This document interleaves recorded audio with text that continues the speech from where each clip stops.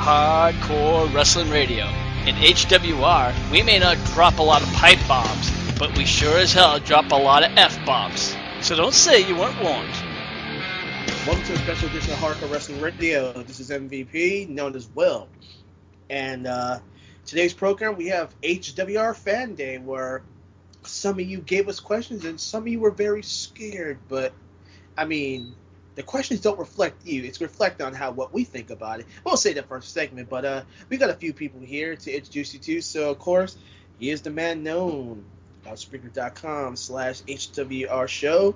He is that luminous one star himself. When he's not bothering people about hockey, he's actually with here. Rick, how you doing? Welcome to the show. Thanks a lot, Will. I'm doing all right. All right. And when he's not chewing on Tennessee barbecue or marking out on Jerry Lawler, you can find him on YouTube.com. He's known as Lance Moss Lance. Welcome to the program. Thanks for having me. And up in the UK, you know how he do when he's not acting out on Dixie Carter's underwear.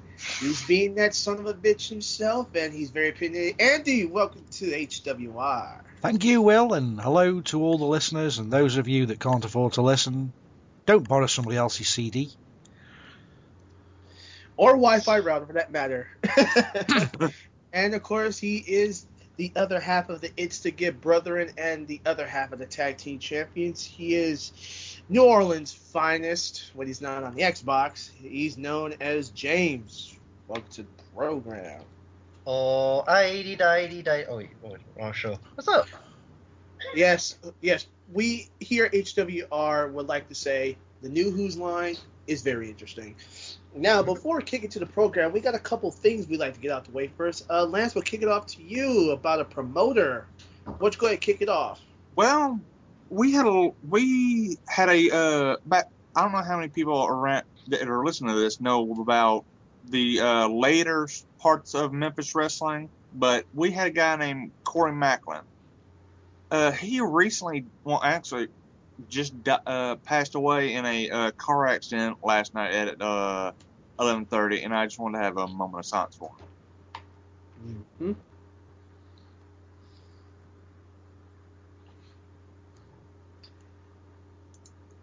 Okay, rest in peace, Corey Macklin. You will be missed all around Memphis, Tennessee. And now, as we get to HWR's own Rick, I think you got a couple things you want to bring up to the program. Yeah, before we get on to the HWR fan questionnaire, the first thing I wanted to talk about was, of course, the August 1st warning that TNA's been handing out. Of course, it's more of a kayfabe, obviously. When it first came out, a lot of the fans, the internet was kind of like wondering, was it a real deal or was it a kayfabe? And it was obviously a kayfabe if TNA is going to send it out. But anyways, the biggest question is, who was it? Some people are wondering, was it somebody from WWE? Was it a former TNA member? Was it, maybe somebody from Gut Check? And now I'm starting to wonder, after listening to all of these past, the 4 episodes, 4 warnings, he's saying pretty much that it's, not Batista, it's not Chris Jericho, it's not Goldberg. It's pretty much giving that solid hint that it's nobody from the WWE. They've pretty much narrowed it down. So now we know it's somebody, at least the way it's, either somebody from TNA or a former member of TNA. So, Andy, wouldn't you have to agree to that? Yeah, it could even be, thinking about it, it could even be Abyss coming back. It's a possibility. Now, let me ask you, James. You knew that the Great Muta made a deal with Jeff Jarrett. What do you think the possibility of it possibly being somebody from, the Great Muta or, somebody from Wrestling One, that organization? The thing about this is that I want to know, when was the deal actually made? Was it made this past week? And if it was, then it wouldn't really match up to the fact that this was released last week. So I don't think it'd be anybody. It could be, but I don't see it. I think it's still gotta be somebody that's on the TNA roster that hasn't been on TNA for a while, or someone that's a previous TNA star. All right, and Will, over to you. What's your assessment? You've seen all 4 of these videos. What would your overall assessment of it? Well, I know one person it's not gonna be, and it's definitely ain't gonna be Gilbert. That's for sure. Joke there. No, the guy has been very adamant in 4 of his videos talking about, well, I'm not him and him and him and him. So WWE rosters, you can cross that out. So just put that on record. So yeah, it could be something from TNA, could be somebody from Gut Check, or a new wrestler breaking in. But people have been saying it's low key. It could be Hardcore Holly. It could be Morrison playing around because he's been an internet darling for quite so long now. But we won't know till tomorrow. So I mean, the odds are still there. It's got to wait it out, just like the rest of the fans are. Yeah. Okay, Lance, I'm going to kick it over to you real quick. Now, one of the fans on our Facebook page actually pointed out that it could possibly be just incredible. He saw the bald head with the big ears, and I thought about it. You know what? It possibly could be just incredible because, with Hardcore Justice coming around, what do you think about that being a possibility? Yeah, I do think that since it is since Hardcore Justice is the 15th, if I'm not mistaken. Mm-hmm. Yeah. Or this is somebody that came to mind who's a little more hardcore than Mr. Incredible. Sabu. Sabu. He does have some fairly large ears and he is bald headed. Yeah. Well, but Mickey Mouse, he's got a bald head and big ears. This is true. Yeah. But so I mean, a lot of people are even thinking that it's Adam Pearce. That's been another person. I don't know if that is that person. So the fact is, we really don't know. I mean, I'll be honest with you. For me, the person to this day still has no face to me. When he comes out, I'm not gonna be like, oh yeah, I'm gonna be shocked. This time, I'm gonna be honest with you. This time, TNA really is playing their cards close to the chest, and they're really doing very well. And the fact that TNA or Jeff Jarrett, I'll give him the credit, is making this deal with the Great Muta or Wrestling One for that matter, is just adding even more smoke to this whole situation. So I guess we're just gonna like Will said, we're gonna have to wait until tomorrow and see. But moving on, let's get on to the next thing so we can get on the question is Randy Orton was attacked, I think it was the other night down in South Africa. Yesterday. It was yesterday down in South Africa. Now, reports said at first that it was just by a fan. Now, some other people are saying that fan was actually a wrestler called Blacksmith. I want to get some of your all thoughts. I watched the video, and it looked like the person just walked in the ring, like it was he was a regular wrestler, walked up and just gave him a traditional low blow, like he knew what he was doing. He didn't just kind of hit him and yeah, of course, right after that's where the security just jumped on top of him. Andy, I'm going to go to you. What are your thoughts? I think it was legit. I just think it's some overzealous fan that's got in the ring. I mean, I've read a fair few bits and bobs on the internet before we came on air, and a lot of people saying, oh, it's some well-known kickboxing bloke who's trying to get his foot in the door with the WWE. You don't sort of put your foot in the door by grabbing someone's testicles and giving him a bit of a smack around. It's not a good way of getting yourself noticed, or Kelly would be the biggest thing in the WWE today, the amount of balls she's had in her hands. I'd like to give an update. Okay, go ahead. The update is that there has been conflicting reports on who actually attacked Randy Orton.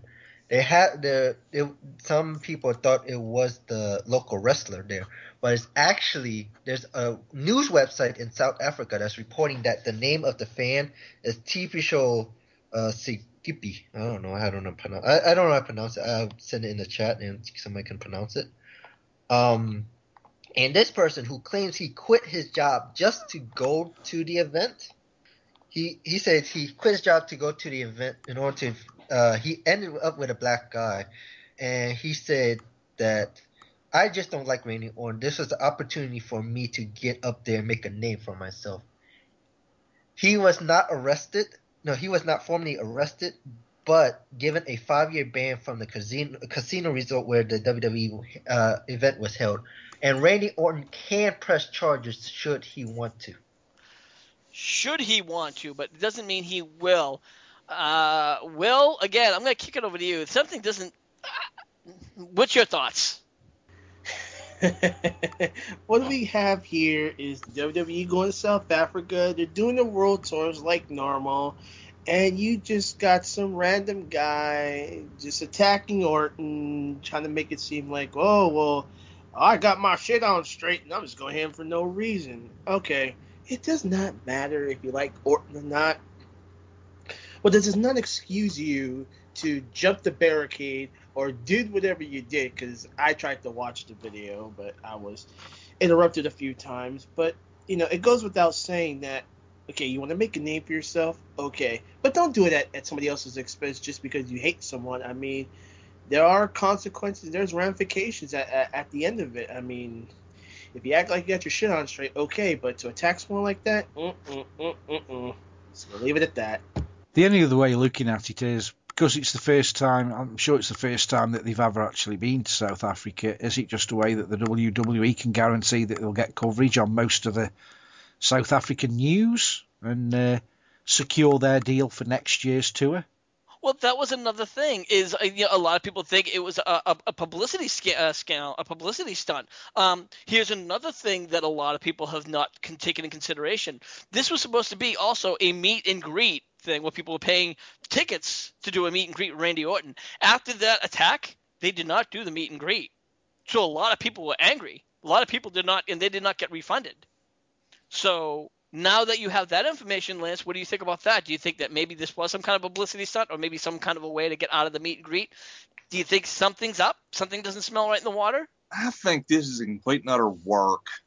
Because if you notice, every time they go overseas, like to Africa or Latin America, there's always some sort of controversy. Like, remember last time, Jericho got in trouble for putting the Brazilian flag in his nose. I think They that was always make the news. I think it's a work. For me, I feel like it's not a work. I think it's just some drunk, pissed off fan that just want to get attention to do it. Because really, as Lance said, a lot of like when they ever go out of the states, something always happen, like Chris Jericho kicking the flag or like doing the Nazi walk. It's just some random crap that always happen. But I think this one they just want to make a name for themselves because this person wants to be known, and he got the attention of WWE. Yeah, but you know what though? But like Lance said, who else got the attention? WWE. They're also being posted in the local news, TMZ. WWE.com's even posting this stuff. And to be honest, how often does WWE.com announce that one of their wrestlers got attacked? Yeah, that's true. But Never. also how often do the WWE announce that? I mean, we see it so often in Raw, a bit of a tussle in the audience, but they don't sort of make a big announcement about it. They keep it quiet. They try and keep it away from the cameras if possible. That happened with wait, hold on. That happened, if I'm not mistaken, earlier last year with CM Punk. And here's the thing with I thought that was the one he busted somebody in the mouth. Yeah. But after they grabbed him, true, and he retaliated.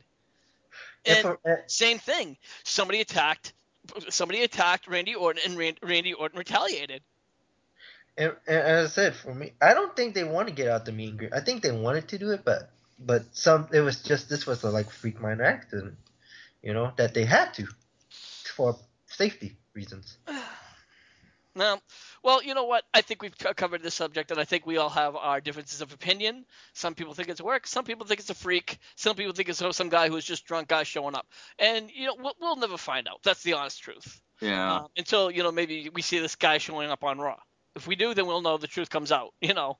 But let's move on. Let's get to why we're really here. We're here for the HWR fans. And Will, you have those questions. You're right, Rick. I got all these nice, good questions, meh questions, and questions you just want to throw into the Gulf of Mexico. Sorry, Sandow. Yes. Hallelujah. All right. All right, guys. Here we go. Can we start off with the... Should we put questions? Oh, no. Never mind. Go ahead. I got this. Anyway, here we go. The first question is from our good friend, Liger, who's been with us a couple of shows on HWR and WGS TV.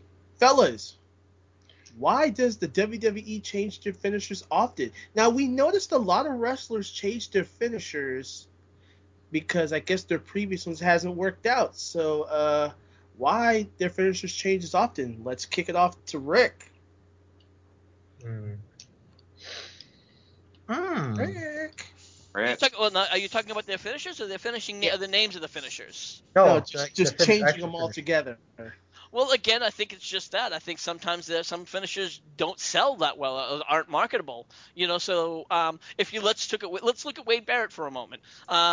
He had Wasteland, and Wasteland, if I'm not mistaken, was actually hurting people that were breaking their ribs. So he had to change that. So he had to change it. So then he had the Bullhammer.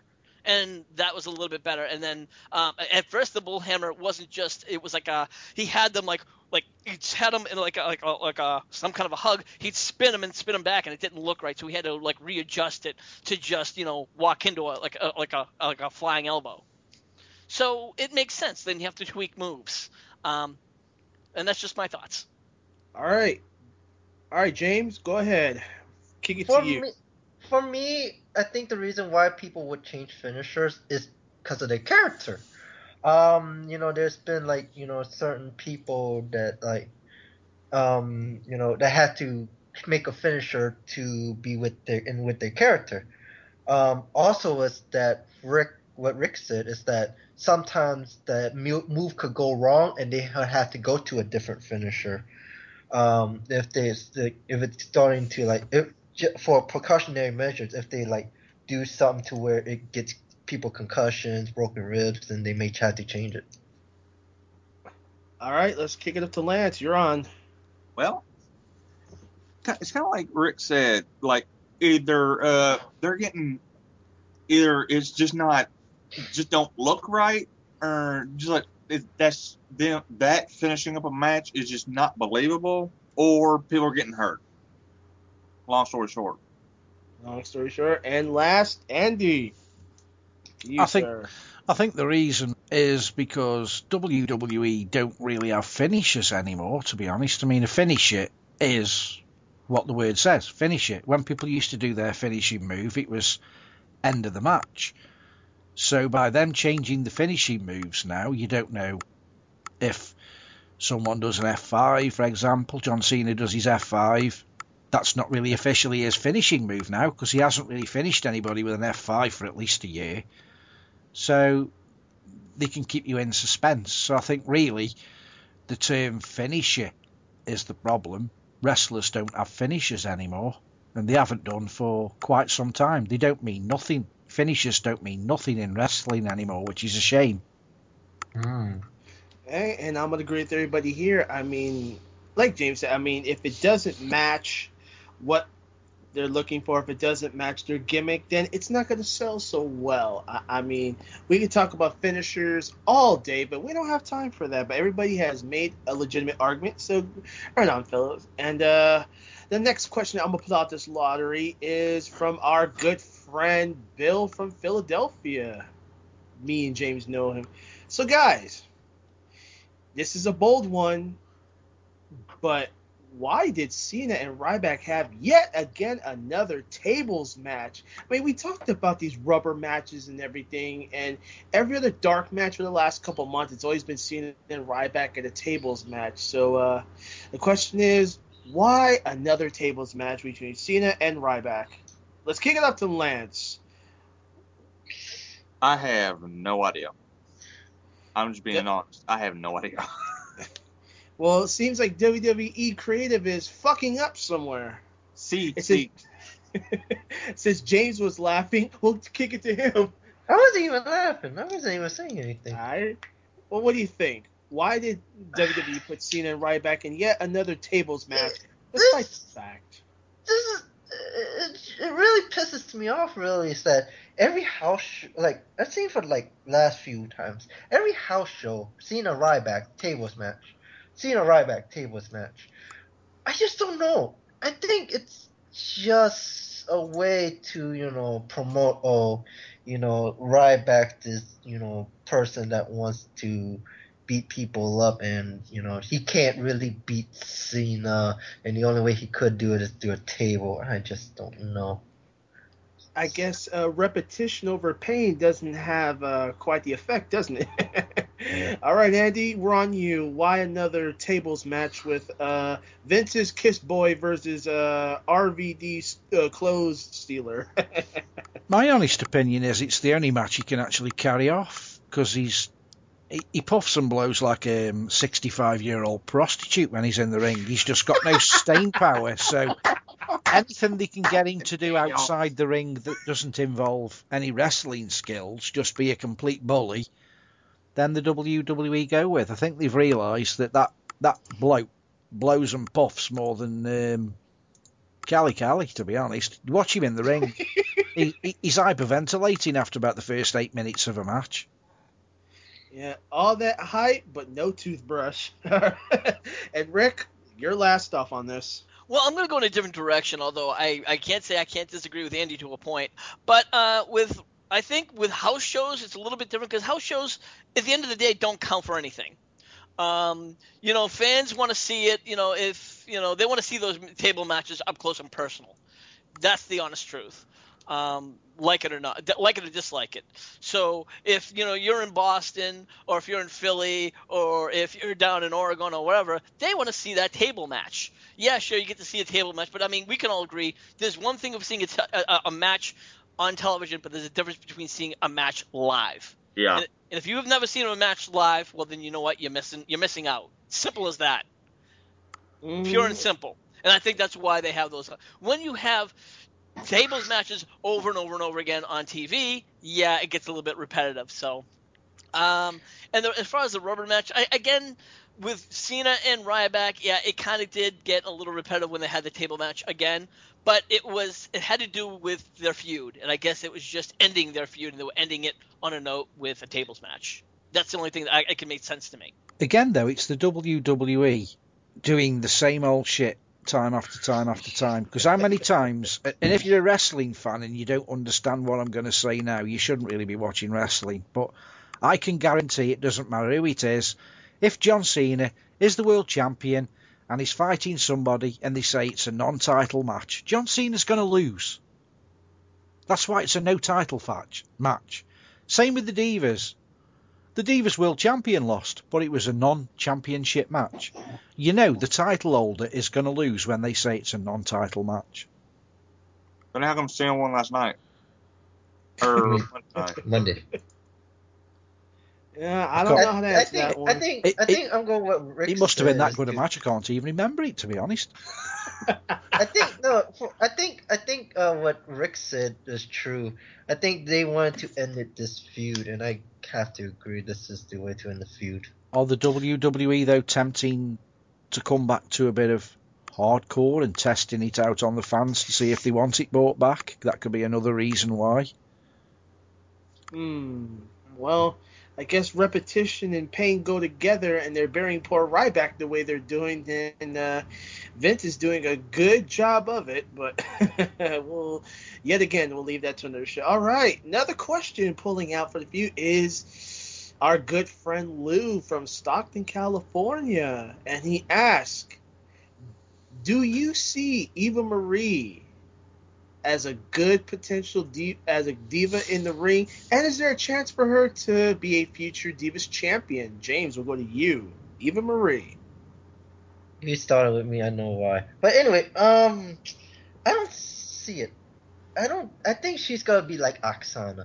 She's gonna be all nice looking and all that stuff, but she may not wrestle for crap. But I can't really judge her because I have not seen her in the ring.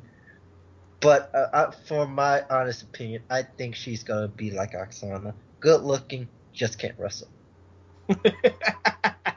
Well, truth as it is truth it does, folks. All right, Rick, Eva Marie, what do you think? Well, she's definitely hot, but it's just way too early to make any kind of assumption. Yep. Well, Lance, to you. Honestly, have never seen her wrestle, but so I don't know. But if that slap that she gave King was any showing of what she can do, no. But if that was just her messing up, I don't know. Who knows? I've just never seen her wrestle, so I don't know. In the form of a move, we'll never know. All right, Andy, kick it up to you. Eva Marie. Going by WWE standards of the last 2 or 3 years, if you're attractive and pretty looking, you normally can't wrestle. That's all I can say. Well, I'll say it this way. Yes, everybody agrees. And Lou, this is not your fault, so don't take this serious. But we never seen her wrestle. That slap to Jerry the King Lawler was a lot worse. But her in the ring, I hope she's not sloppy as her performance was in the ring. But then again, it's staged. But as a future champion, I have to agree with James here. I mean, if she looks cute, but the vibe is all Oksana. I just don't see her holding a belt. Even if she debuts, I don't see her getting that type of push. I don't see it. I don't know about you guys, but I don't see it. Not one bit. I don't see it neither. I really don't see it. Mm-mm. Well, with that said, we'll burn that question, and we're going to move upon our good friend Paul from Sandusky, Ohio. And he says, fellas, despite the fact of what the Bellas did to Maria Kanellis and her return back to WWE, would you want her back in the WWE, despite the fact of what the Bellas did to block her not by coming back? So we'll kick it to Andy. Do you want Maria Kanellis back in the WWE? I must be honest. I did like Maria Kanellis when she was in the WWE, but I've seen it recently with like Ring of Honor stuff and a few independents with her new current boyfriend, and she just looks a complete douchebag. So I don't even think she'd fit in the WWE roster. She looks proper skanky. Yes, folks, that is the boyfriend of her, Mike the Prodigy Bennett, who recently dropped the gimmick. So for you Ring of Honor fans who know or don't know, we'll let you know. All right, Lance, do you see Maria back in the WWE or back on the indie circuit with Ring of Honor? Well, since she's done Playboy, she's probably going to have to stay in ROH because that's not family friendly, but I mind seeing her back in the WWE. No, she's cute. Yeah, we have a lot of people from the WWF, WWE days who post on Playboy, but we'll save that for another show. Rick, up to you. You see Maria back in the WWE, my friend? No, I'm gonna be honest with you again. Yeah, she was definitely fuckable, but not. She couldn't wrestle. Wait. I'm sorry, she couldn't wrestle her way out of a wet paper bag. It's that simple. She couldn't wrestle her way out of my bed. And finally, James, what do you think about Maria? For WWE me, I would say no. There's the reason why. I would rather not have her and the Bella Twins in the same locker room. It's either or. Because here's the thing though. Because if I was WWE, I'd be scared if anything would happen, like a big old fight between the Bellas and Maria. Yeah, it would be interesting to have it, but at the same time, she is really pissed off at the Bellas right now. Have you looked at her Twitter? She is really mad at the Bellas. She is putting down the Bellas left and right, even during the time when they were showing Total Divas. So for now, no, I will not have her and the Bellas in the same boat. Yeah, and you know what? Before we get to the next question, yes, and I'm gonna agree with everybody here. I mean, Maria had an okay run. I mean, we never seen her with a title, nothing like that. And the fact that what the Bellas said and everything like that. I mean, the Bellas were never veterans to begin with. Maria had a lot more going into it, but I mean, we will save that debate for another day. But I mean, you're right, James. I mean, they will never ever get along. It won't happen. It will cease to ever happen. And now we do have that outside question that it's nobody from HWR. We say, you know what? We're going to put on a show anyway. So I went across my neighborhood in San Francisco today, fellows, and I ran into a random person. His name is Randall, and he has a question for everybody. Do you see Hulk Hogan and Eric Bischoff lasting in TNA throughout the rest of this year? And if so, are they going to run the company? Or are they going to run it down to the ground? We'll kick it off to Andy. I know you don't like Hogan and you don't like Bischoff, so what do you think? Is Hogan and Bischoff staying in the team for the long run? Or are they going to run it down to the ground? I think they've already run it as low as it physically can go. I don't think they're ever going to take over the company. As I said before we came on, I don't think either of them have got enough money to buy TNA, to be completely honest. But I've said it, I'll say it now, I've said it before and I'll say it again, I think they were sent over by Vince. I think some kind of deal's been done by Vince in the background to screw TNA over. And since them pair have been in TNA, and a few other people besides, the company's just got worse. The product has got worse. It's suffering. And I just think he's put them in there to make it suffer. What better way to get rid of your competition than do it from the inside? I don't blame you. All right, James, your response to Randall's question about Hogan and Bischoff. Are they the moles? Are they really in it to help TNA? Are they really in it to run it down to the ground? I think this is going to be something like what happened in WCW.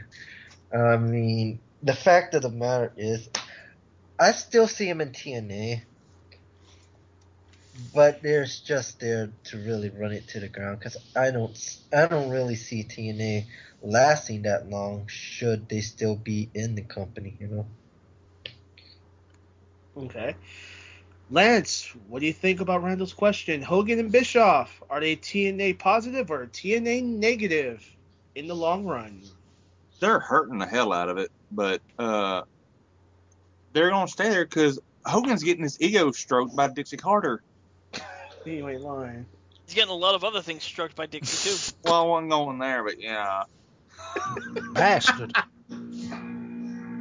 As we hear somebody's refrigerator lights go off in the wind. All right, Rick, you can end the segment. What do you think about Hogan and Bischoff? Are they running into the ground? Was that Hulk Hogan pulling out of Dixie Carter then?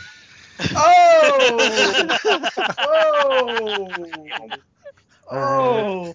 Well, Rick, if we get your composure, last to you on this one.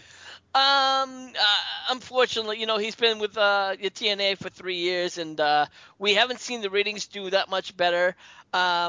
Do I see them running into the ground? I don't see Andy's idea. I don't see that Vince sent him over there. I certainly don't see that happening. They went in there with their own personal agenda, so that's for sure. Will they still be there by the end of the year? Yeah, most certainly. As long as Dixie's got her little, giggly eyes for Hogan, yeah, they'll be there. As long as Hogan keeps on getting a check. Oh, wait, did he get paid this month? No, he didn't. Who knows? But, it's going to be very ugly, but, Well, Randall, I mean, I know I barely knew you on the street, partner, and I'm going to answer your question as honestly as I can. Hogan and Bischoff, I think they're hurting the company because look at what's been happening these last few months. Talent not getting paid, talent cuts are happening out of nowhere, and most of it was on Bruce Pritchard. It was backstage. I think it's more of the politics, but I mean, I respect you being a fan and everything, but Hogan and Bischoff, they're not going to be the positive end of TNA wrestling at the end of the long run. I mean, Hogan, Bischoff, and all the other egos who get struck upon, they're still going to get their checks, but it's the talent that's suffering, and to me, it's one whole clusterfuck. It really is. And now we finally get to that one question that we finally got from an HWR fan, ladies and gentlemen. His name is Terry Mack. And he says, gentlemen, why can't the WWE go back to the way it was? He says, for example, the way of the Attitude Era, or right before it changed its name from WWF to WWE. So we're going to kick it off to Rick. Do you see the WWE going back to what it is, or is it just going to be family friendly as we see it today? Let's put it this way. Very simply, the Attitude Era is gone. It'll never come back, period. Even if you look back before the Attitude Era, even when it was the WWF years ago back in the 80s, it wasn't very family friendly back then. Vince only did the Attitude Era. He thought out of the box because it was the Monday Night Wars and he had no choice. The only way he might go back down that road again and do something that crazy is if for some reason TNA comes out of the box and really gives them a serious ride for the money and becomes a viable threat, which is not going to happen anytime soon. So no, absolutely not, and that's why things are not going to be the way they are. Sorry. All right, Andy, to you, same question. They're not going to go backwards, although the storylines are backwards. They're not going to go backwards because they're a forward-planning company. The only thing that strikes me as strange, they seem to be bringing in, or hinting, along with TNA, that they're bringing in a lot of MMA, UFC stars. And I'm sorry, MMA and UFC is not PG rated. What they do, we know it's scripted in wrestling, but at the end of the day, for them to prove what they do is legit, they're going to have to bust people's faces open. They're going to have to make people bleed. That's not PG rating, so something has got to change. The PG ratings either got to be dropped, or people like Brock Lesnar have just got to fade into the history, because they can't go forward with what they're doing at the moment. They're either PG or they're not PG, and at the moment they're just dangling that carrot. They don't know. There's two sides of the bridge and they don't know what side to go over to. All right, Lance, you're up. Well, I've actually, ever since I saw this on the actual Facebook page, I've actually been thinking about this one. Do I think the Attitude Era is ever going to come back? No, because that was like the planets all aligned. Do I think that we could get a little bit more adult friendly without alienating the kids? Definitely, because right now this ain't PG. This is freaking G rated. Could we edge it up a few notches and still keep everybody happy? Definitely. More G-rated than a box of Cena Fruity Pebbles, but then again, More G-rated than a Disney movie. but without getting off track too much, you have to understand that's not going to happen, because at the end of the day, that's what Vince wanted. Vince wanted a family friend. The idea, the target is the kids. It's not us. It's not the adults. It's the kids. It always has been. Am I right, Andy? Yeah, I agree. But when I think about it from the logical point of view, Vince might be trying to... Vince is completely too old-fashioned, and he needs to open the window and smell the roses, as we say in the UK. For the simple being, kids are fascinated today, modern children are fascinated by playing beat-em-up video games. The more beat-em-up, the more blood, the more violent, the more popular the game. The WWE is just... It's like watching Bambi. It's not going to interest the generation he's trying to interest. It's too, for the want of a better term, hairy-fairy. It's not tough enough. It's nowhere near tough enough to encourage young children to be interested, because the disbelief we had when we were young and growing up, we used to believe that the bad people were bad and the good people were good and that fights were legit. The modern children now, or kids, call them what they will, teenagers of today, know what goes on behind the scenes. They can find information on the internet, so they don't sort of despend that believable 3 hours where everything that goes on TV is real and we're not supposed to know that they're best of friends. So they know that goes on behind the scenes. They need something to excite them. And the product they're producing at the moment doesn't even excite me. So it's certainly not going to excite a 13-year-old. All right. Well, here's my thought about it, Terry. Everybody here, I agree with. The WWE will not go back to what it was. Although you did state on the comment section of the page that, yeah, you want it to be more exciting again. But the thing is, there's not much excitement that's going to come out of it. I mean, we got Cena's the poster child with his 11th and 12th and 13th different colored hat, shirt, and wristband, and whatever the fuck you want to call that piece of clothing. You got rubber matches. You got people getting buried. And back in the Attitude Era, yes, I agree with you, Terry, on this one. It's been a lot of fun.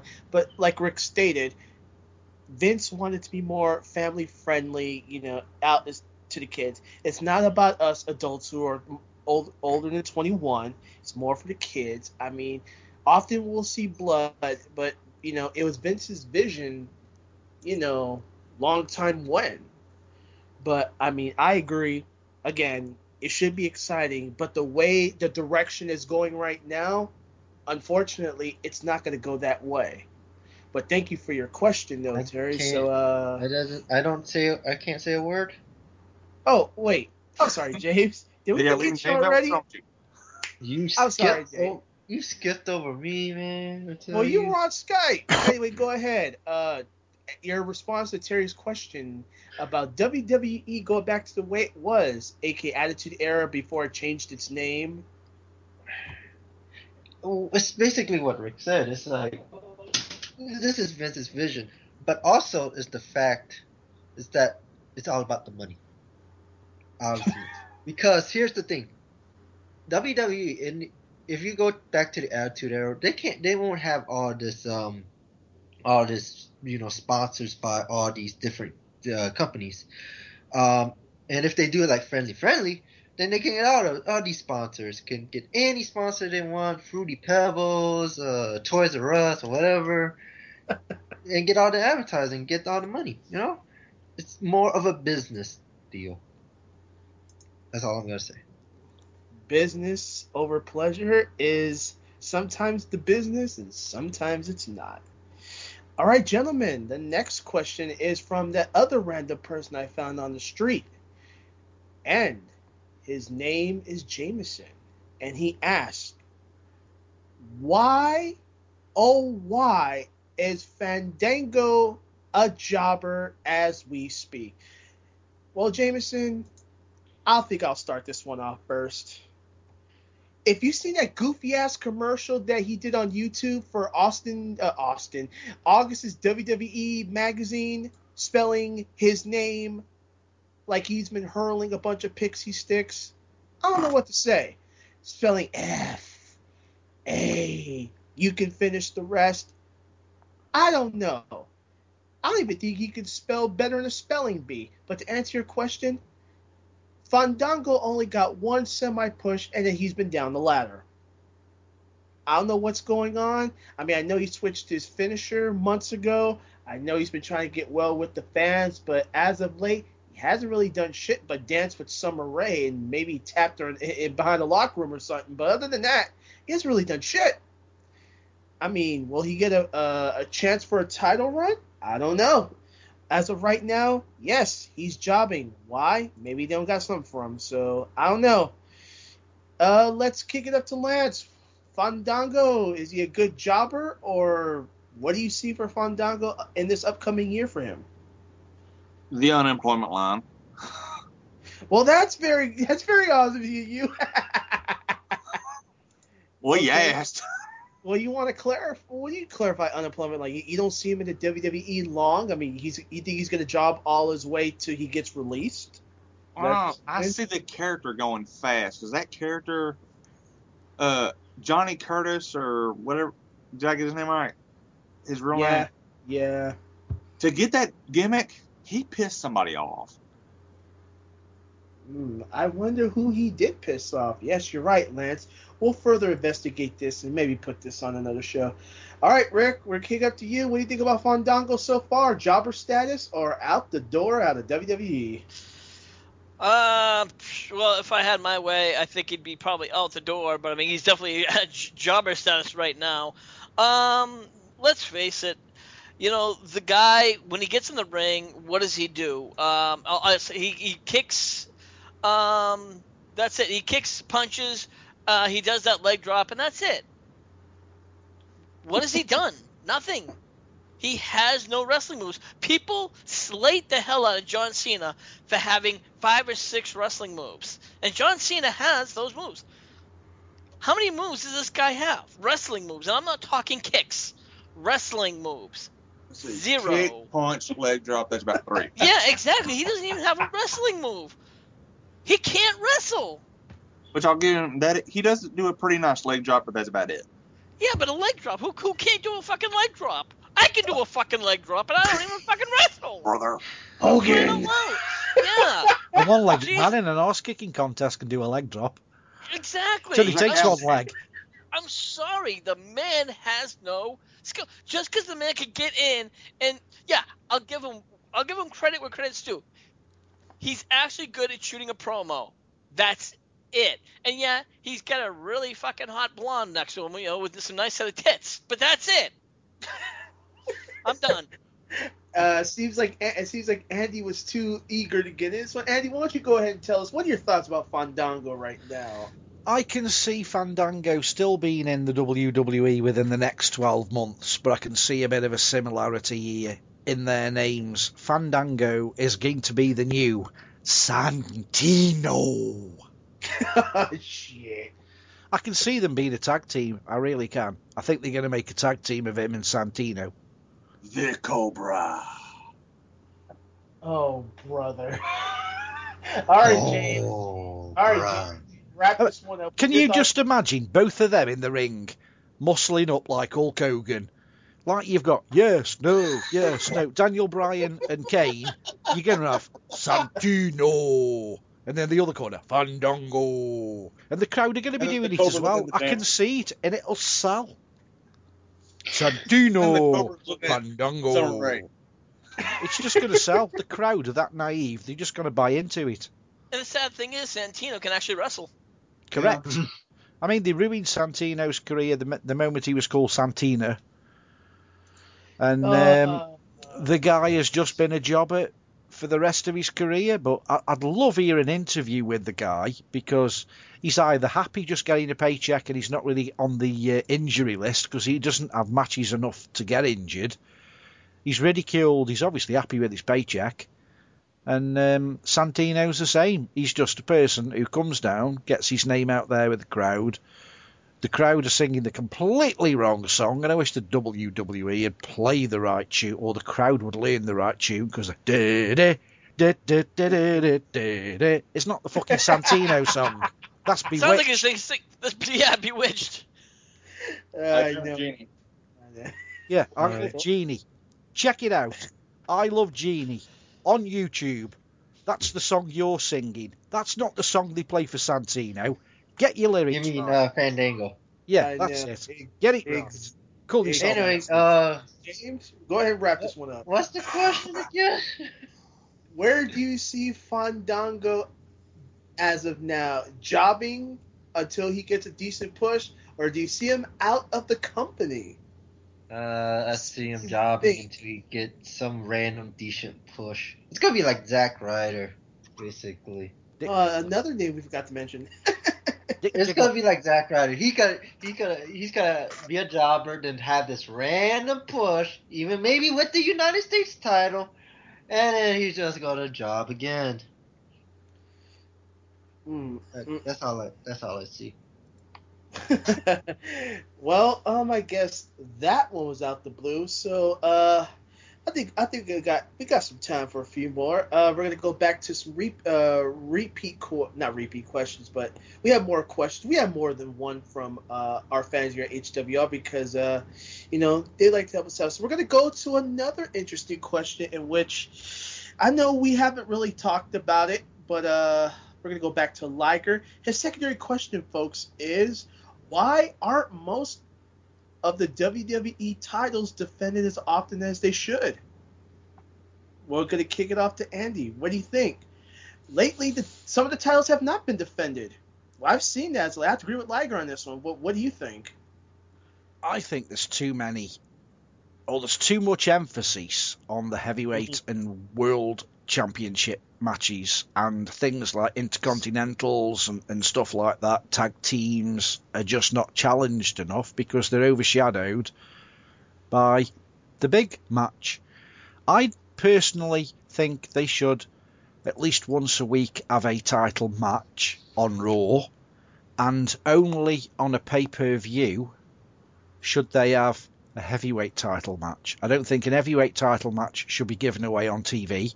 It should be on a pay-per-view, which would give you that incentive to pay for the pay-per-view, because there's a possibility the belt might swap hands.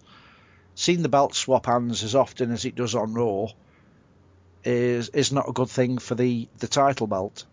And the title belt just seems to go around 4 wrestlers. We can probably name all 4 wrestlers who it goes between. We need some fresh blood in to start taking the title, because it's either Randy Orton, Cena, CM Punk, possibly Sheamus. It's the same group all the time. I would love to see Fandango even with the belt, just to make ridicule the damn thing, because I'm sick of seeing the same people winning it. It's the same 4 or 5 handful of people winning the main title belt, and the other belts aren't given a chance. In fact, it makes the other belts look a joke. They're not worth anything. It's just something to hold your trousers up. All right, very well said, Andy. What about you, James? We'll kick it to you. What do you think about the titles? Why are they not defended often as they should? Well, the thing is that, really, this was a hard question, really. You see it defended all the time at house shows. You will never, you rarely see it defended on TV. It's only defended on pay-per-views. But the thing is about the titles not being defended as often, I think they just always want to save up for the pay-per-views. Like, oh, we're going to have this big feud. But yet, we're going to have to end it maybe at the pay-per-view, have their big match at the pay-per-view. And, unless, somebody decides, oh, might as well have the title match on Raw or SmackDown. You're just, it's just the only way. That's the only way. It's like if somebody's injured or somebody requested, oh, they have the match at Raw or SmackDown. All right, Rick, we're kicking up to you now. Yes, like Andy said, everybody's putting up more emphasis on the world title and the WWE title. But why aren't we getting love from like the Intercontinental Championship, the United States Championship, and the Tag Team Championship? Rick, what about those belts? Your thoughts? It's really a tough thing. I think sometimes they want to keep things like those titles around their waist because they feel it's gonna give them some kind of validity. The longer they feel that if they swap them around a lot, it loses its value. That's just my thought. I've talked about this with Billy from WGS TV several times, and that's what he thinks. I would like to see those titles switch back and forth a lot, and have a lot of great best of 7 series like they did over in WCW, where they did with a TV title or the United States title, and they just don't do that. I think WWE is just afraid of doing that because, again, Vince feels that titles should always be put on pay-per-view. You have to sell that. And when he says that, that's not just the heel Vince McMahon. That's the businessman Vince McMahon coming out, whether you want to believe it or not. That's what I think. All right, very well said. Lance, go ahead and give us your thoughts on this. Well, kind of like if you're not either the World Heavyweight Champion or, more importantly, to them the WWE champion, and you are a champion in the WWE, you're pretty much an afterthought when it comes to, do we put a title match on? And I don't know why, but that's just kind of how I see it. I think maybe the only exception if you have like a big old random push and WWE goes behind you, just like the Divas title. I think the Divas title, the reason why is AJ's this popular one since 2012, and WWE is always behind her. Yeah. Well, my thoughts on this one, I'm agree almost everything with Andy about to say. And here's the thing. Yes, we know half those belts are with the Shield right now, with Ambrose being United States champion and Reigns and Rollins being the tag team champions and everything. But, I mean, so much emphasis on the WWE title with John Cena and the world title being with Del Rio right now. I just think that they're foreshadowing what the other titles mean. I mean, there's been good Intercontinental champions in the company. There has been good United States champions in the company. But I just think they're underlooking something. They put too much on the big titles. I mean, I wouldn't be so shocked if the Divas title would either go through an upgrade or, like Rick said, put some divas in the best of 7 matches and let them rip each other out to shreds as far as I'm concerned.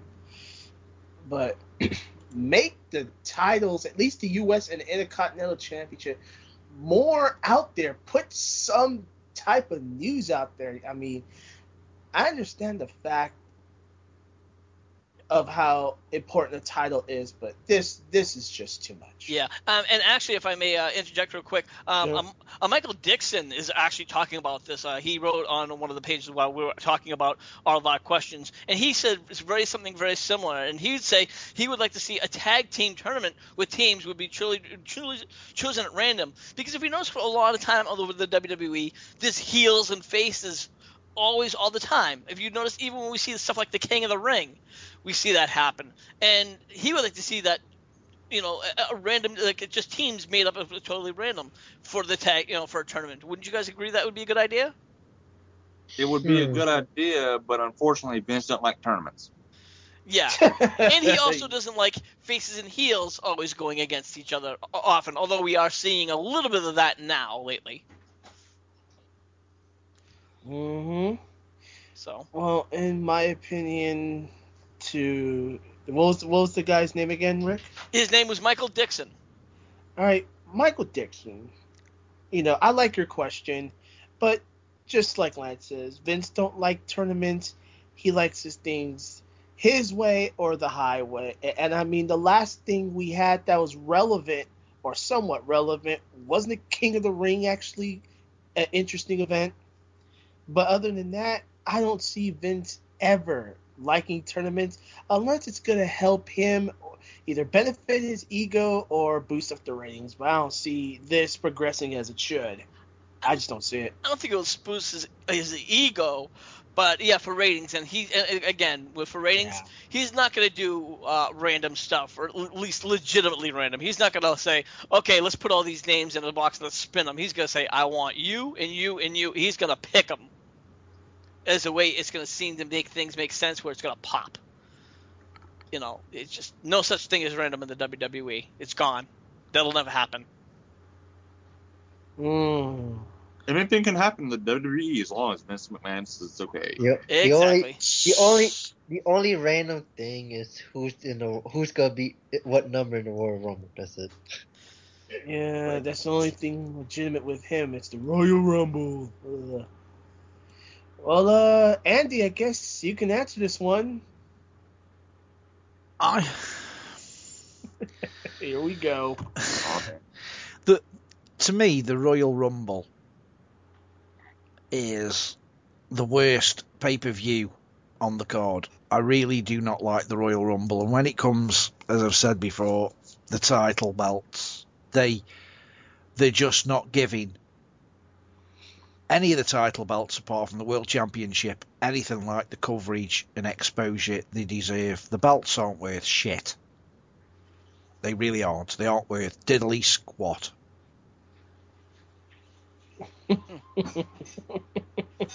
Wow. Wow. Nicely said, Andy. Well, thank you, Rick, for that incoming question. I mean, hey, if it benefits HWR, we're going to read it. And now, more to the grab bag, ladies and gentlemen. And we're going to go back to our bag here. Paul had a second question from Sandeska. He says, gentlemen, do you Gentlemen, think he this doesn't know us whole... very well. He don't listen to the show that much. Hey. Well, gentlemen, us.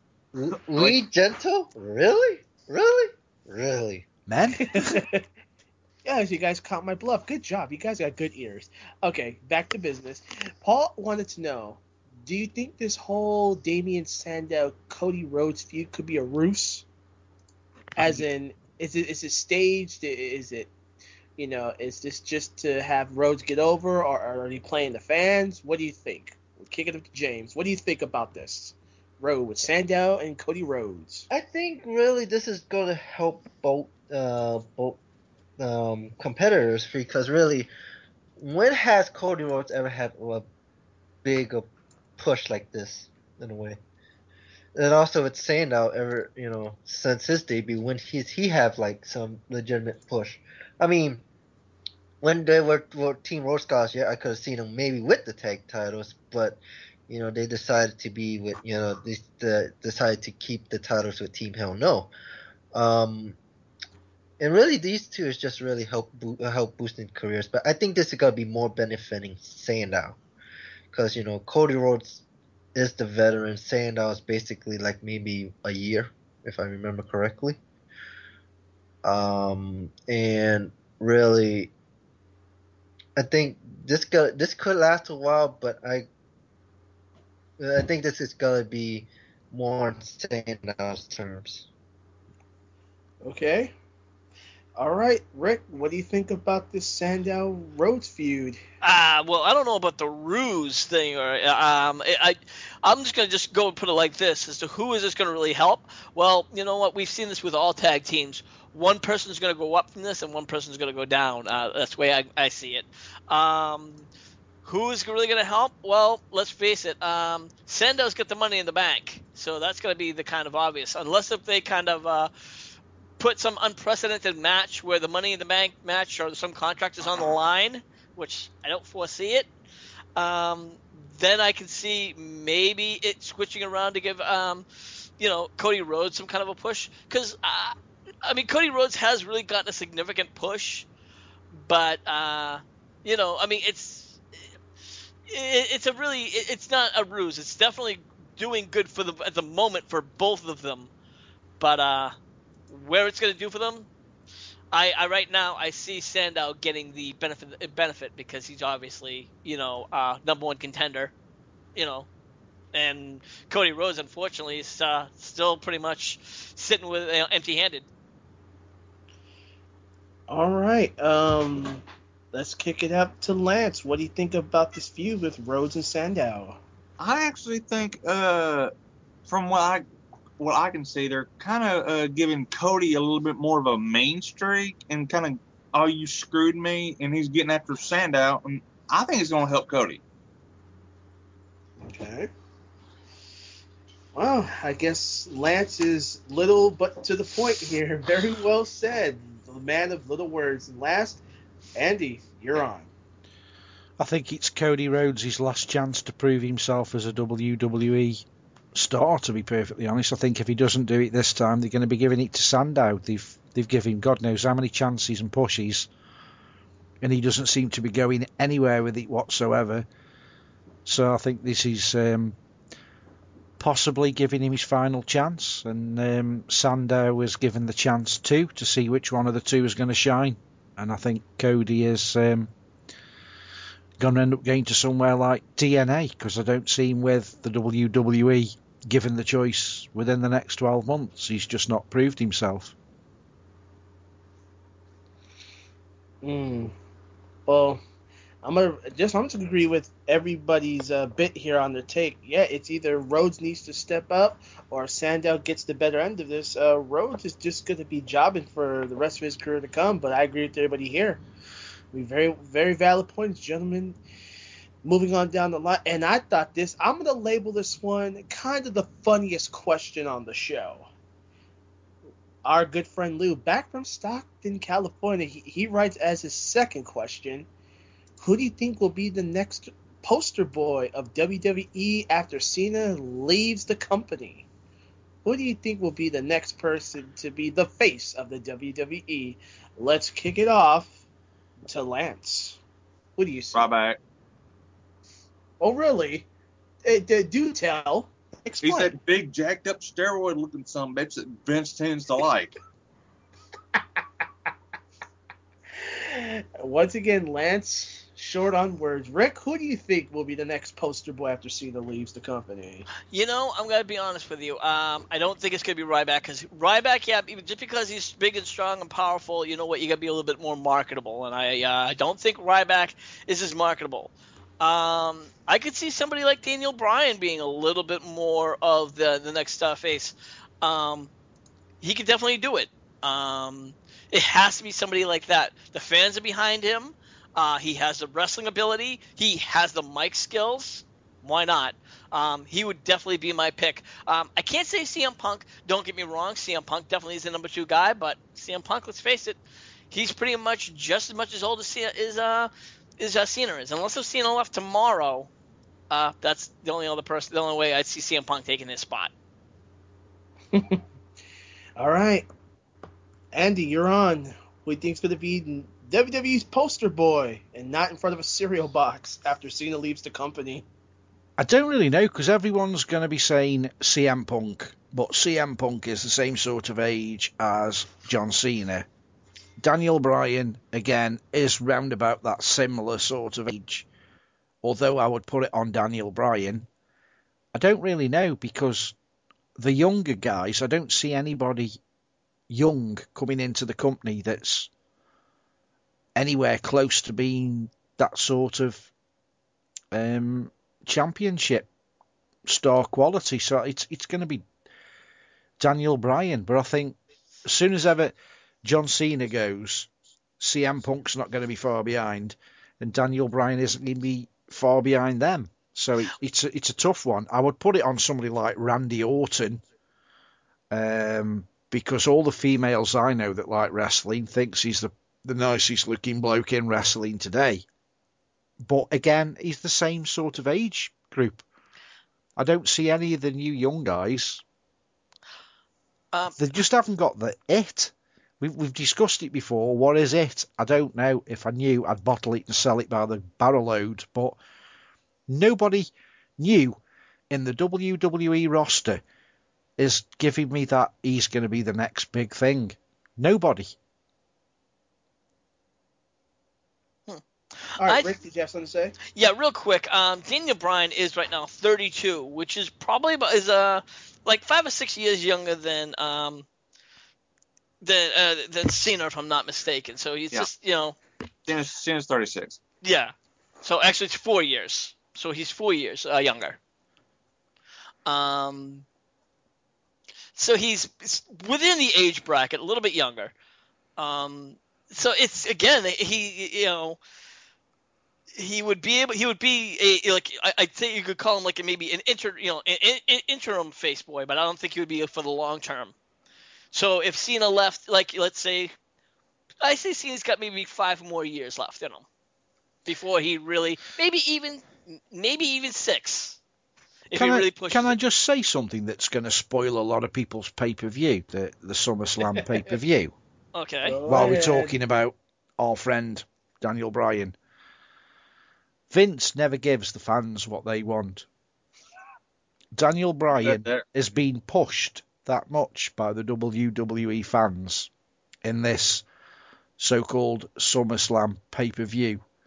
Do you really think Vince is going to give Daniel Bryan the championship? And if he does, trust me, some twat out there is going to do their Money in the Bank and take it off him on the same night. I don't think Vince is going to give the fans what they want.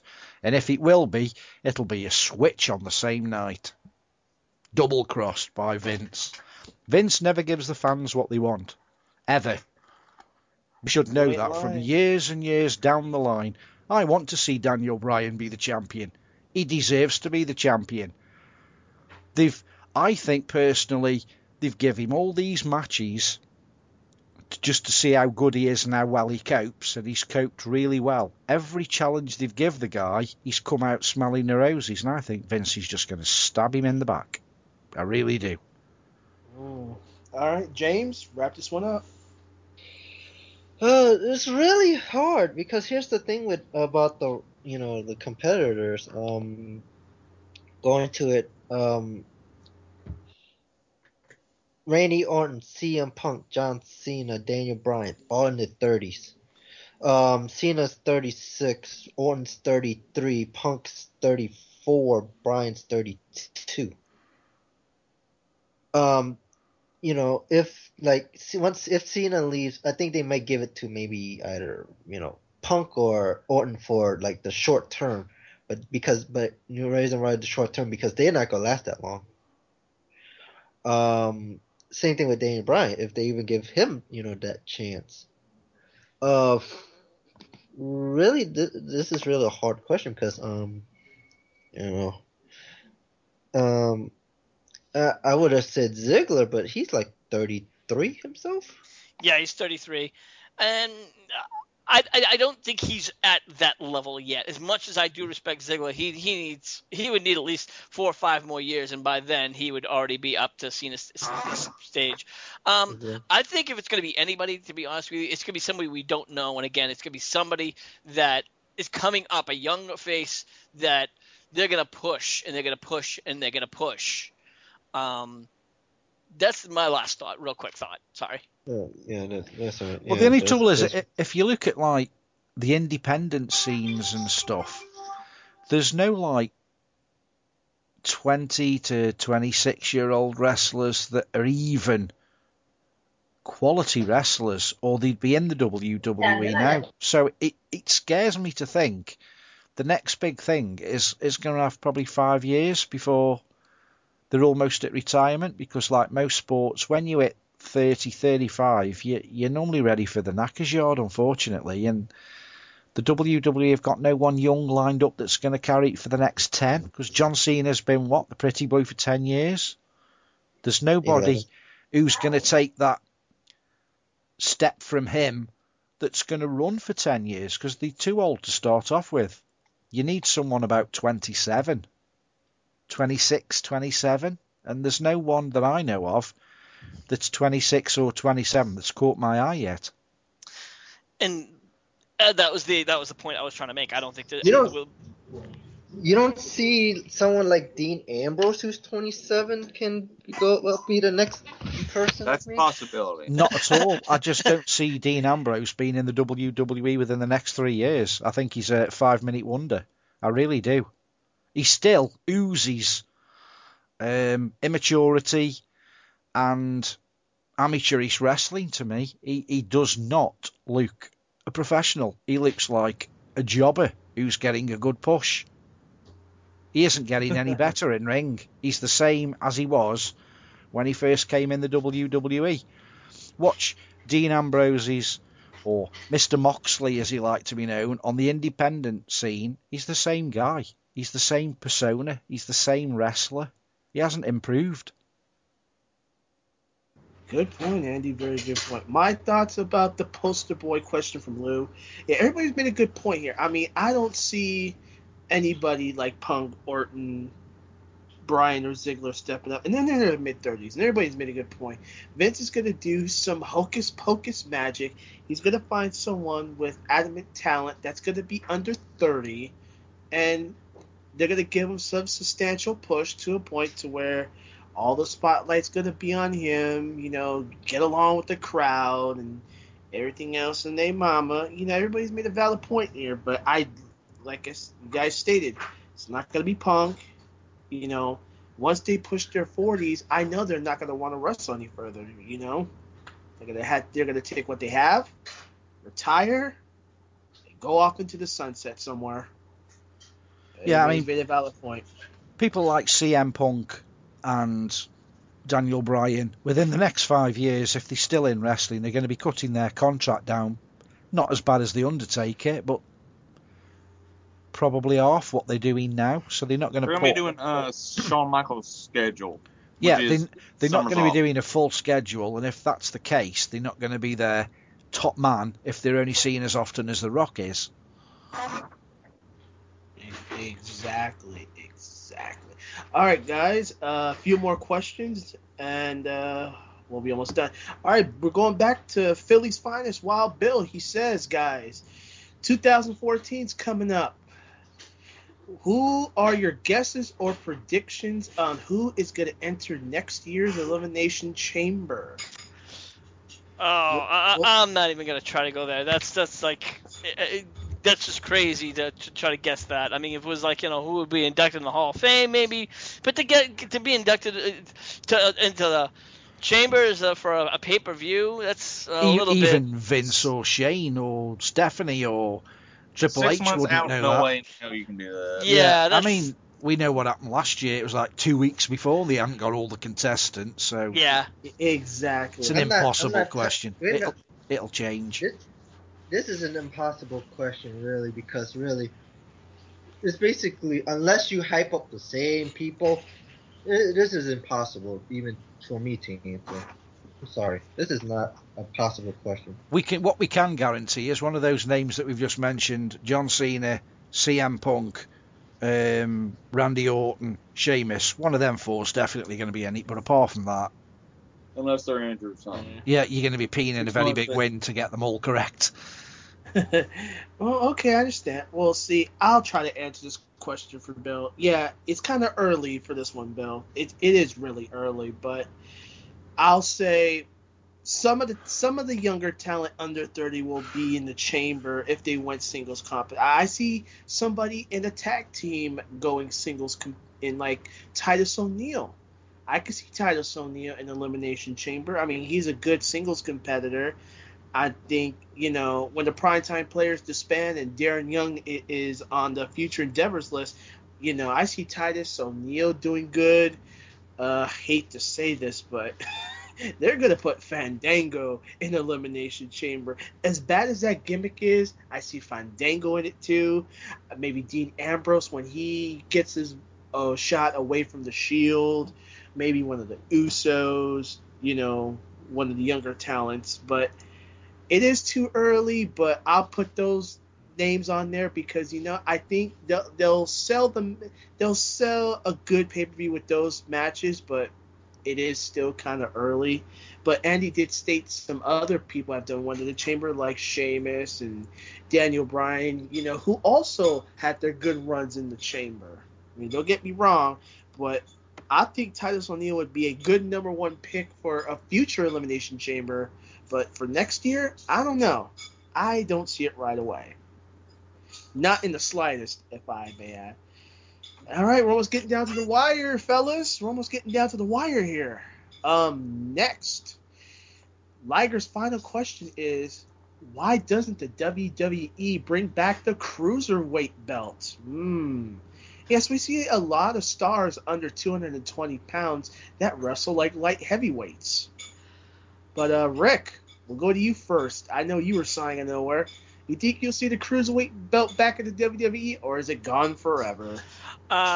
Personally, I think it's gone forever, and I think it's for the obvious reason we talked about it earlier as to why the WWE doesn't promote the other mid titles like the U.S., United States, and the Intercontinental. So why would they bring another title in just for that simple reason? It makes no sense. Not to mention, let's face it, the WWE isn't really big on the lighter size guys. They're really on the bigger size guys. There are a few of the lighter guys, but not many. They're few and far between. To have a whole division of cruiserweights, nah, not feasible. I'm sorry.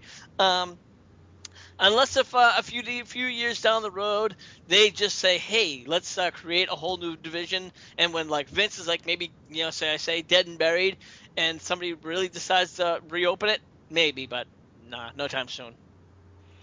Very well put, Rick. All right, James, we'll kick it off to you. Cruiserweight belt returning or gone into the wind like it is? I agree with what Rick said. This is basically a McMahon decision. McMahon, even when you saw like with how his character was on Monday night, you people call a different group call me anyway. You see what the different group McMahon has. He not with the lighter size people. He want big, strong people, you know. And it's only when McMahon is gone and not dealing with WWE anymore, then I might see it. But also the fact is that there's already too many belts right now. That's all I'm going to say.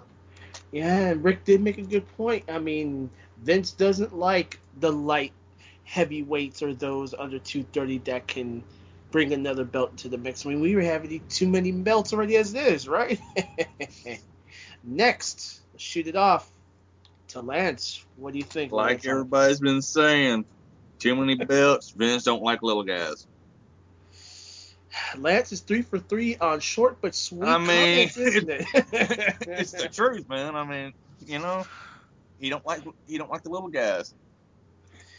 Yeah, but there's one little guy that's been a workhorse, but he's been injured. But I'd like to see him back into the ring. Tyson Kidd. So okay.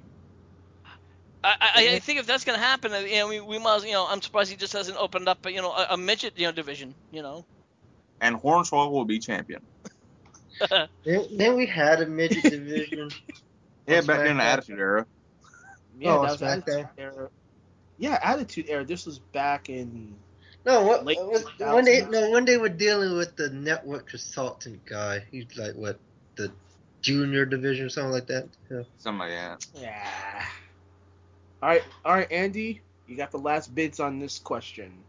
I think it's going to get dropped also because, in my honest opinion now, there's far too many belts. The belt hasn't meant anything for the last 2 or 3 years, like the European Championship, the Intercontinental Championship. They don't mean diddly squat, and that's why gradually they're all going. We're going to be left with a Women's Championship, Heavyweight, World Championship, and a Tag Team Championship. I think all the rest of the belts are just gradually going to phase out to nothing. And I think I don't know what it is, but I watched the wrestling the other night on Raw and saw the Usos, are they called? The Tag Team Champions? The Shield. What's happened to those title belts? Because they just look like shit. I mean, I said they looked like shit when they were first made, but they look battered, they look worn out, they look 15 years old. And they're new. They look shit. They haven't stood up to the test of time, which makes me think they must have been shit quality in the first place. And they're not doing anything to the upkeep of them, whether it's the guys who are not looking after them. I don't know, but is it just me? But do the belts look shit? Yeah. And the shit counter. I mean, if you're English like me, they look like a 2p piece. And I said that. They look like British currency. They look cheap shit. They look like a 1p and a 2p stuck together. And I've said that from day one. They looked shit. Well, our shit counter from Andy, he said shit like 6 to 10 times, but we were not counting. All right, we got 2 more questions. Shit. And this is the last. All right, 11, okay? All right. Lou's final question, gentlemen, is do you think the WWE would ever push the primetime players to go for the belts, or should they just release them? Now, Lou, I'm going to start first on this one. I was high on the primetime players until creative put them down a downward spiral of shit. I'll add that one to the counter, Andy. They really put the primetime players out to dry. I mean, like I stated earlier, Titus O'Neil, he has a good future. Darren Young, he's gone. I mean, athletic talent, but he has got nothing to show for it. I mean, I was high on them, and then lately, after March, it's been going down and down and down some more. And it won't be long before they disband the players.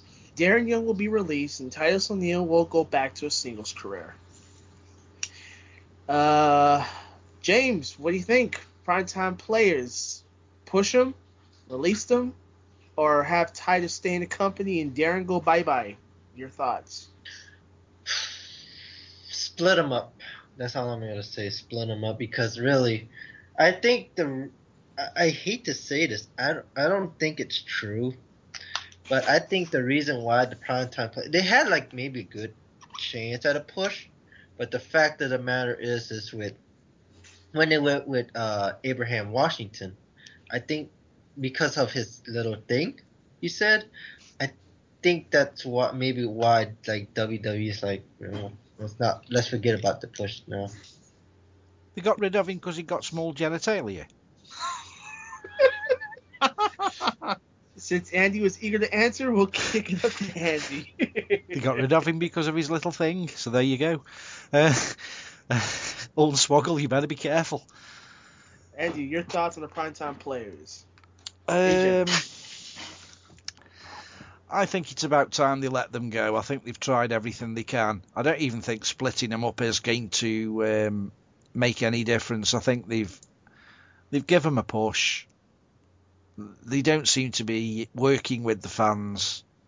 I just think the WWE are at a dead loss what to do with them, to be honest. You ain't lying there. All right, Rick, you're next. What are your thoughts about the primetime players? Keep them around, split them up, or one has to go? Well, I think with the primetime players, when they were with Abraham Washington, they were really they had that great push. And then Abraham Washington had that racist issue. He made that racist comment about Kobe Bryant, which, and I feel that was really kind of a bad rap for Abraham. It is what it is. It was a bad thing, but for him to get released, it kind of really killed the tag team because since then, they really have gone on that downward spiral. Do I think the team has potential? Yes. Do I think to split them up? I don't know. Maybe you should try. I could say, could even try putting them with another manager. Maybe even I wouldn't even say with. I don't even know if you would want to put them with Paul Heyman, because Paul Heyman, unfortunately, right now is too busy with the Fluke. But maybe you need to split them up and give them a new gimmick. Maybe it is. Maybe if you split them up, give them a new gimmick, it could be a shot. It's really hard. Very well put. All right, Lance, you can end this one now. Basically, either break them up and rebrand them, or give them their pink slips. Well, that is interesting. And the final question of the night, gentlemen. And this one is actually one of the questions from James himself. And I'm only going to take the good one that he basically said. Do you think WWE should bring back a WCW named pay-per-view from its past? Yes. Yes. Like the question was is that because when WWE brought back the Great American Bash, and there's the possibility that Battleground may have War Games, maybe it may not. But do you see which WCW pay-per-view would you want to see come back? Yes, brought back into yeah, that's what I mean. Go ahead. Let's start off with Rick. What do you see? I think we've already named the name. I mean, they took the American Bash and they renamed it the Bash, which is of course now defunct. But I would certainly like to see. I think War Games. I think we all agree that War Games is probably the one WCW pay-per-view that we would all like to see. Yes. Yeah, I'd go the same. I was hoping you weren't going to say that because I thought I'd got something original, but you bastard. Well, it's hard because let's face it, and I think the reason why I'm going to be honest, I don't think that WWE will never bring it back because it's too close, if not better, than the Royal Rumble, and they know it. And I think deep down inside they say, I it's wish. a better product. I know it's a WWE thing, and people will say, well, they have still got that in the WWE. They just renamed it, but I wish they'd have the in your house. Now, yeah, I know they call them various different names now, and it's still in your house, but I wish they'd bring the WWE or WWF in your house series back.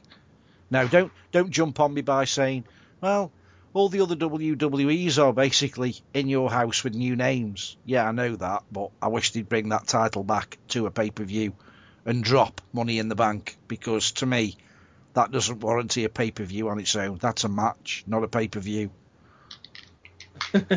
Very well put. All right, let's kick it up to Lance. You're on. Well, I wouldn't be opposed to what Andy's saying, and get rid of some of these pay-per-view, or bring them back, get rid of some of these pay-per-views and just call them in your house, which, to me, I liked that back in the day. But besides the obvious, what everybody said about War Games, I was a fan of Bash at the Beach. Okay. All right. Well, for me, I know it's... Sorry, Will. If you had Bash at the Beach, do you think they'd have to drop SummerSlam? Because it's almost a similar sort of pay-per-view. Fucking have two summer-themed pay-per-views. Yeah, and again, because, Bash at the Beach, they actually took it outside at the beach. It was on scene. And again, that's what WCW said, okay, you know what? They want to have SummerSlam? Fine, we'll have Bash at the Beach. And we'll take it on a beach, on location, outside, not, in an outside arena. They had it outside. And that's where I think they made it a lot better. And since we're going to talk about WCW real quick, well, go ahead. Oh, no, I was just going to say, to answer James' question, War Games was interesting. Bash at the Beach was interesting. I would like either Starrcade or Halloween Havoc to come to the WWE. That's a good one. Havoc. Yes, yeah. Havoc was one of my favorites. Starrcade, I know it was their best one for WCW. And again, I don't think because that was their quote-unquote WrestleMania. That was their best. Yes. Another good one I would like to see, but again, I don't think that WWE would ever touch it, is Hog Wild, where they actually went out to Sturgis. Hell yes. These are some great ones where they went on scene, on location. Which is what's lacking. The only thing with location stuff, they're knackered if the weather turns bad. Now, I know the weather doesn't normally turn bad in the US, not like the UK. It can be 90 degrees at 2 o'clock and -4 at 5 o'clock. I know you don't get temperature changes like that, but I would like to see some kind of pay-per-view with the matches that used to get me really excited, where they used to have fighting in the car park, fighting in the local bar, running across the road between the traffic and fighting in between the pickup trucks, and some kind of chaos pay-per-view where everything just goes on, not in a ring, anywhere but a ring, and it's shown live. Now, I know it would be an headache for the production people and the film people to get it organised, but I think we need something like Falls Count Anywhere type match where it actually spills out and becomes a bit unpredictable. Yeah. Doesn't have to be hardcore, just unpredictable. Throw somebody in the River Seine, or throw somebody in the Mississippi River like they did years and years ago. Al Snow in Memphis. Yeah, let's bring a bit of surprise into wrestling for a change. Let's get a cameraman get knocked on his arse and get up and beat the shit out of Ryback. Well, Ryback, I don't know, maybe Daniel Bryan. Let one of the Spanish announcers stand there while Ryback throws somebody on his table, smashes his table, and then he beats the shit out of Ryback for smashing his table. Let's get a bit more unpredictability. Well, for me, I would like to say Halloween Havoc, but the thing is, Vince will just never approve of it. I mean, everybody made a good point here. Hog Wild would be interesting, but Vince would not take anything on location like WCW did. And that's what got WCW up in those Monday Night War ratings, because they went on location like Rick said. We can't predict if it's good or going to be bad. But, I mean, we'll debate that for another time. But, yeah, Starrcade, Halloween Havoc, Bash at the Beach, all good ones. All good ones. If anyone, again, has got any questions or anything that, like we've discussed tonight, that you want to add to, have us to discuss further, then go on the Facebook page and let your feelings be known. We will talk about anything we can. And if you can think, because we obviously can't at the moment, if you can think of a 20 to 26-year-old superstar that's in the WWE, whether it's coming up to the WWE or actually in the WWE, who could be the new poster boy, let us know, because be interested to find out who you guys think, because I really can't think of anybody. All right. Well, ladies and gentlemen, this is going to close out our show, so I hope you like it. So, before I end the show, right now, I wanted to thank everybody for coming on. I want to thank Will for getting all those questions. If you like the show, make sure you hit that like button, and of course, always follow us over at Spreaker.com/HWR Media. Andy, where can we find you at? You can find me at www.stokehaunted.com. It's nothing at all to do with wrestling, but it's worth a look. And Will, where can we find you at? www.instagift.tv/Bay Area MVP for game shows and interactive gaming. And this upcoming Monday, I will be live. And depending if the creator of all those games won't be live, but I'll try to be live this upcoming week. Okay. And I believe you do have your partner, James. James, where can we find you at?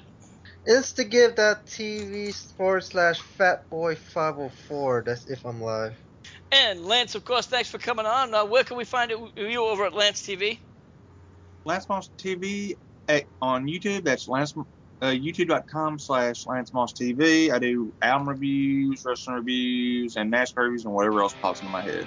And be sure to join us next Wednesday as Hardcore Wrestling Radio will have the distinct privilege with talking with indie wrestling promoter Joseph Knight of Classic Wrestling Association. He will be here to give us his insight. Joseph Knight will be with us to talk about TNA and their current problems, what TNA needs to do to fix those problems, and much, much more. Will, over to you. I would like to thank all the people who sent in their questions. Thanks to Liger, Paul from Ohio, Lou from California, James here, of course, Bill from Philadelphia, Terry Mack, and a special HWR salute to Ronica Torres for giving us her thoughts about the Daniel Bryan inner suit. So, Ronica, thanks for letting us know how you feel about Corporate Bryan. So, special shout out to you. And like Rick said, we'll see you when we see you here on HWR Radio.